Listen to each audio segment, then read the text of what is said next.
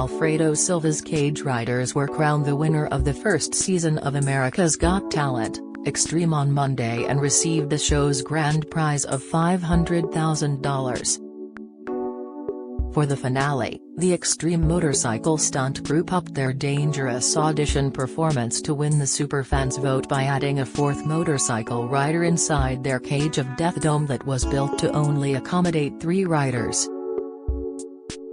"I guess we are just going to go for it," said Alfredo. The act started with only 3 riders spinning around inside the cage at high speeds from all angles as another rider outside jumped in the air over the top of the dome.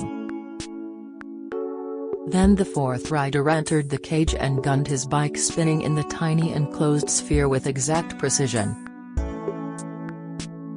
"That was sick," said Judge Nikki Bella, 38, when it was over.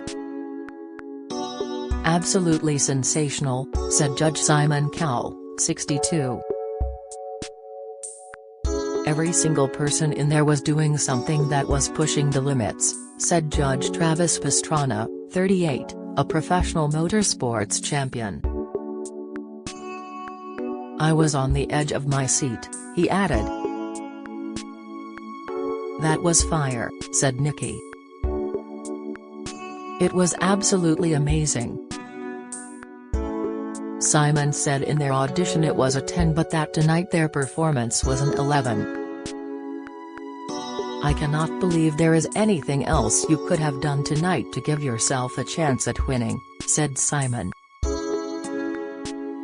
Alfredo, who was the Golden Buzzer choice of host Terry Crews during auditions, said he was a 6th-generation circus performer and was born into the life. "Growing up in the circus is not easy," said Alfredo. "There was a lot of bullying and a lot of mean people that tried to fight us. They tried to put fire on the tent."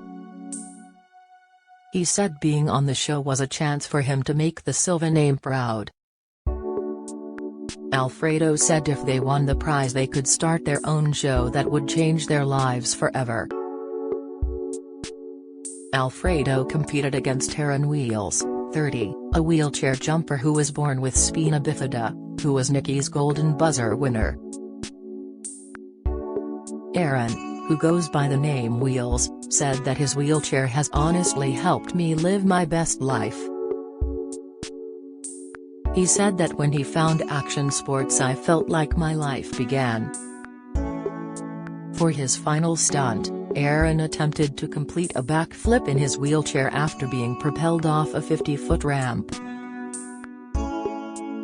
During his practice, he crashed multiple times attempting the stunt. "It feels like I have been training my whole life for this and am here to show America that dreams come true," said Aaron before his final competition. "I'm super pumped to be here." Aaron said he planned to use the prize money if he won to push himself and to bring awareness to the wheelchair jumping sport. Unfortunately, after soaring through the air and completing his backflip, he crashed down onto a ramp on his first attempt. "Unbelievable," said Simon when Aaron went back for his second and final attempt where he similarly crashed down. Travis told him just because he didn't land it doesn't mean you won't win the fan vote. Simon said he had so much respect for him and even though Aaron didn't think his stunt went right that he thought it was brilliant. "What you did was truly incredible," said Simon. "It's up to the superfans but you have given yourself a shot at winning this entire show." To kick off the finale, Avril Lavigne took the stage with Travis Barker as her drummer to perform her song Bite Me as stunt bikers jumped over the stage. Travis flipped his bike upside down to land on the stage. The 2-hour show opened with auditions that started with a father-daughter daredevil stunt team called the Nerveless Knocks from Sarasota, Florida. Angelina and her father Michelangelo Nock performed their signature act on 80-foot towering sway poles. "Every time we climb up we don't know if we're coming back down," said Angelina, 30. "The quickest little slip incident and you're done." Angelina said her father was her best friend and cried when she said he takes care of their entire family. "I would love for the nerveless Knocks to win, so tonight we are taking it to another level," said Michelangelo, 55. He told Judge Simon Cowell that winning this meant everything to them. Simon wished them the best of luck. They then climbed up on ladders halfway up the pole, and then Angelina climbed up the rest of the way herself. Michelangelo climbed the whole pole. Once they got to the top, they stood on top of the pole as they swayed, then hung from one foot from the pole and then performed other acrobatics. In the end, Michelangelo and Angelina slid all the way back down the pole head first. Simon got up and bowed at them when they finished. "I have chills all over my body," said Nikki, when they finished.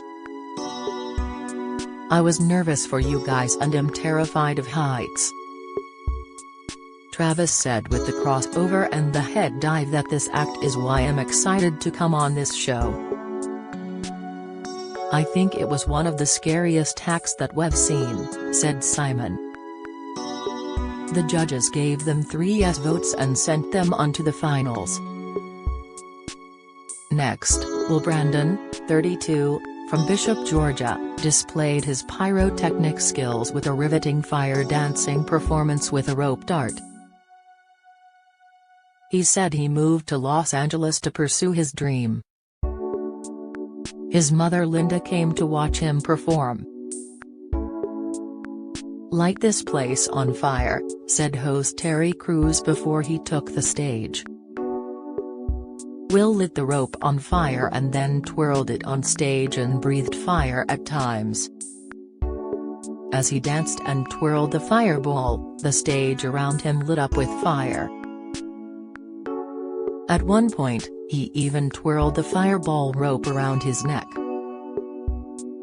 "You made extreme beautiful and have meaning," said Nikki. "I really enjoyed it, great job." Travis said, "Your heart and soul and everything you were doing, I could feel that in that performance. That was one hell of a performance."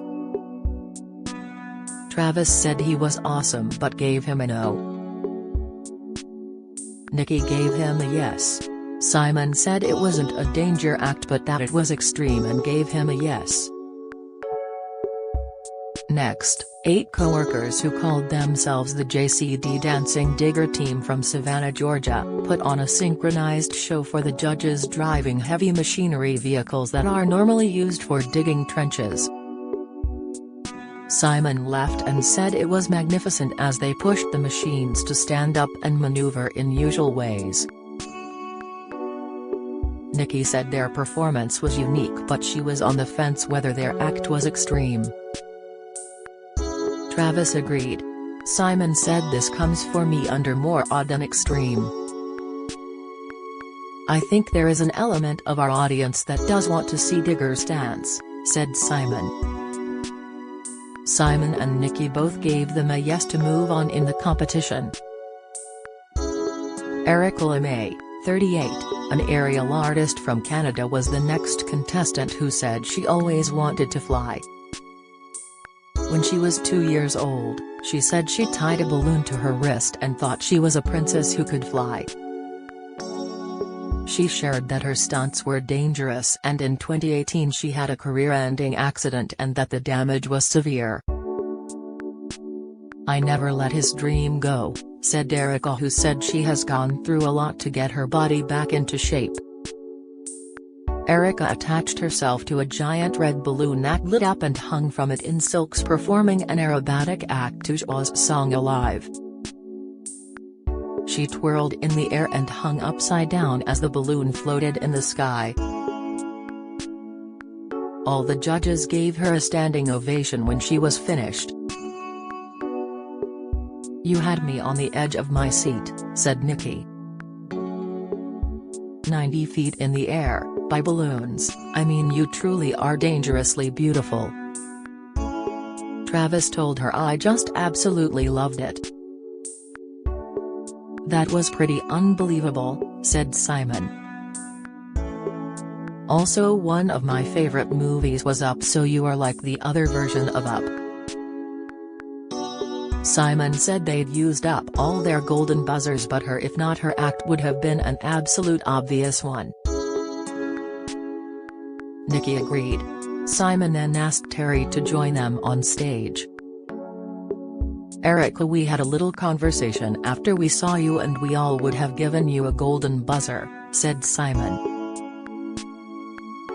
"That was one of the most beautiful things I had ever seen in my entire life," said Terry. All the judges then got together and pushed the golden buzzer. "I'm so happy," said Erica. "I'm so crazy happy."